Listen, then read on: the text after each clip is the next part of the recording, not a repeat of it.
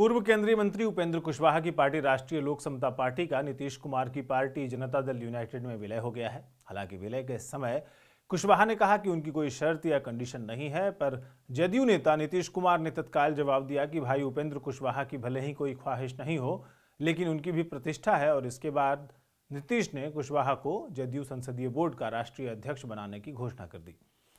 उपेंद्र कुशवाहा के यूं बिना किसी शर्त अपने दल का किसी और दल में विलय करा देना और नीतीश कुमार का उन्हें तत्काल प्रभाव से जनता दल यूनाइटेड के संसदीय बोर्ड का अध्यक्ष बनाने की घोषणा करना ही एक अलग कहानी कहता है।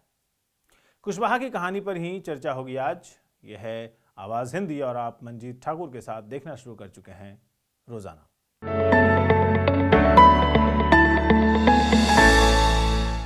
भारतीय राजनीतिक पत्रकारिता के हालिया शब्दावलियों में एक शब्द ने आजकल आया राम गया राम जैसे मुहावरे का स्थान ले लिया है और वो है मौसम वैज्ञानिक।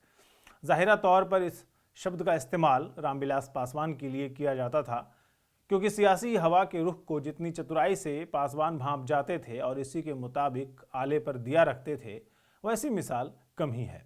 बिहार के उपेंद्र कुशवाहा दूसरे मौसम वैज्ञानिक बनने की जुगत में है। दूसरी तरफ बिहार के पिछले विधानसभा चुनाव के नतीजों ने नीतीश कुमार और उनकी पार्टी की सियासत हैसियत को कमजोर किया है। पिछले चुनाव में जब विधानसभा चुनाव में एनडीए के साथ रहते हुए भी लोक जनशक्ति पार्टी ने जनता दल यूनाइटेड प्रत्याशियों के खिलाफ अपने उम्मीदवार खड़े किए, तो परिणामों पर भी इसका असर साफ तौर पर देखने को मिला। जनता दल यूनाइटेड को 28 सीटों का घाटा हुआ और पार्टी महज 43 सीटों पर सिमट गई। नीतीश कुमार कमजोर हुए तो जमीन में पैर टिकाने की कोशिशें भी उन्होंने शुरू की और इसी मशक्कत की कड़ी है कि उन्होंने बहुजन समाज पार्टी के एकमात्र विधायक को जनता दल यूनाइटेड में शामिल करा के कैबिनेट मंत्री बना दिया और एकमात्र निर्दलीय विधायक को भी मंत्री पद मिल गया। इतना ही नहीं, अब वे कभी खुद के साथ और कभी अलग रहे उपेंद्र कुशवाहा को भी साथ लेकर आए हैं। जबकि उपेंद्र कुशवाहा 2019 के लोकसभा चुनाव में यूपीए में रहकर और विधानसभा चुनाव में अलग मोर्चा बनाकर बुरी तरह हार चुके हैं, मात खा चुके हैं। बीते विधानसभा चुनाव में वह पूरे प्रचार अभियान में नीतीश कुमार के खिलाफ मोर्चा खोले बैठे थे। बिहार में कुशवाहा जाति के स्वयंभू नेता उपेंद्र कुशवाहा की पार्टी ने 2019 के लोकसभा चुनाव से पहले महागठबंधन का पल्लू थाम लिया था और उन्हें 5 सीटें मिल गई थी। टिकट जो है 5 सीटों पर मिल गया था। रालोसपा को इतनी अधिक सीटें मिलना एक तरह से साबित करता है कि कुशवाहा ने तेजस्वी से कड़ा मोलभाव किया होगा और तेजस्वी विपक्षी दलों के गठजोड़ को लेकर इतनी बेचैन थे कि उन्होंने शर्तें मान भी ली। लेकिन तब सियासी तौर पर शायद कुशवाहा ने थोड़ी अपरिपक्वता दिखा दी थी, खासतौर पर तब जब सीटें जीतना भी उतना ही महत्वपूर्ण हो। ज्यादा वक्त नहीं बीता जब समता पार्टी में नीतीश कुमार ने के बाद जो है कुशवाहा नंबर 2 की कुर्सी पर काबिज थे। 2004 के लोकसभा चुनाव के बाद जब बिहार विधानसभा चुनाव में जनता दल यूनाइटेड भाजपा से बड़ी पार्टी बनी थी, तो नीतीश ने कुशवाहा को विपक्षी दल का नेता बनवा दिया था। उस वक्त कुशवाहा की राजनीतिक जमीन उतनी पुख्ता नहीं थी।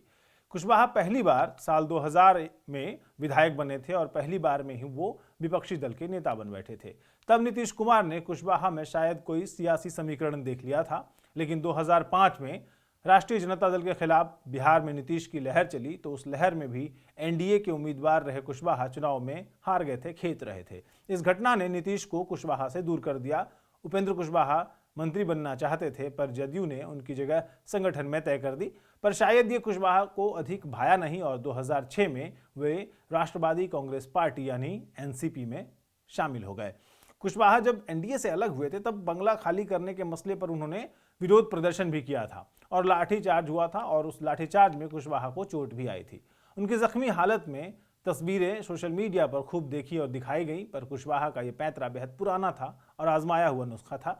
2005 की बात है, जब वो चुनाव हार गए थे, उसके बावजूद कुशवाहा विरोधी दल के नेता के तौर पर जो बंगला मिला था उसमें 3 साल तक काबिज रहे और 2008 में उनसे जब जबरदस्ती ये बंगला खाली करवाना पड़ा था, उस वक्त भी उनकी तब की पार्टी एनसीपी ने बिहार में खूब धरना प्रदर्शन किया था।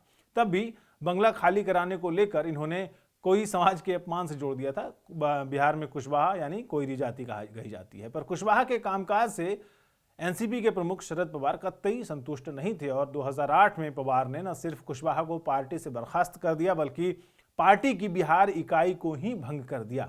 तब कुशवाहा ने अपनी नई पार्टी गठित की थी।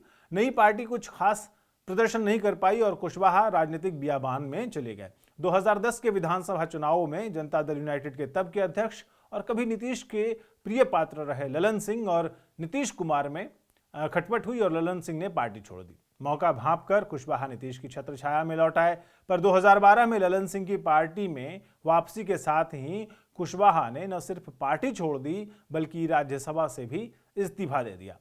तब जाकर अस्तित्व में आई राष्ट्रीय लोक समता पार्टी यानी रालोसपा। 2014 में जब नीतीश की भाजपा के साथ कुट्टी हो गई थी, तब कुशवाहा ने एनडीए में जुड़ जाना बेहतर समझा। नरेंद्र मोदी की प्रचंड लहर में एनडीए ने रालोसपा को 3 सीटें दी और पार्टी तीनों सीटें जीत गई थी। हैरत अंगेज तौर पर सीतामढ़ी सीट से कुशवाहा ने अनजान नाम था एक रामकुमार शर्मा को टिकट दिया था, जो एक गांव के मुखिया भर थे। आज भी ये रहस्य ही है कि कुशवाहा ने एक मुखिया को सीधे सांसदी का टिकट कैसे दे दिया। 2015 में विधानसभा चुनाव में सीट बंटवारे में काफी कलह के बाद कुशवाहा की पार्टी महज 2 सीटें ही जीत पाई। खुद अपने कुशवाहा समाज का वोट भी वो एनडीए में ट्रांसफर करा पाने में नाकाम रहे थे।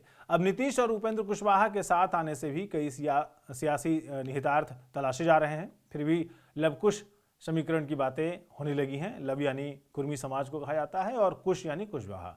सियासी पंडित ऐसा मानते हैं कि बिहार में 3 से 4% कुर्मी और 12 से 13% कुशवाहा यानी कोयरी समुदाय को साथ रखने को ही आमतौर पर लव कुश समीकरण कहते हैं।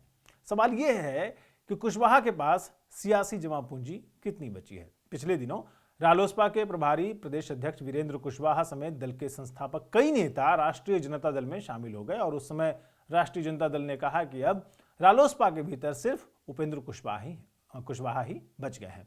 बहरहाल अपने जनाधार के लिए जूझते कुशवाहा जब विधानसभा चुनाव के बाद कमजोर हुए नीतीश कुमार के साथ आ गए हैं, तो देखना दिलचस्प होगा कि उनकी पार्टी उपेंद्र कुशवाहा का कितना सियासी लाभ उठाती है और बड़े भाई की भूमिका में आ रही भाजपा पर इसका क्या असर होता है। आज के रोजाना में इतना ही। फिर मिलते हैं नए मसले पर विश्लेषण के साथ। नमस्कार।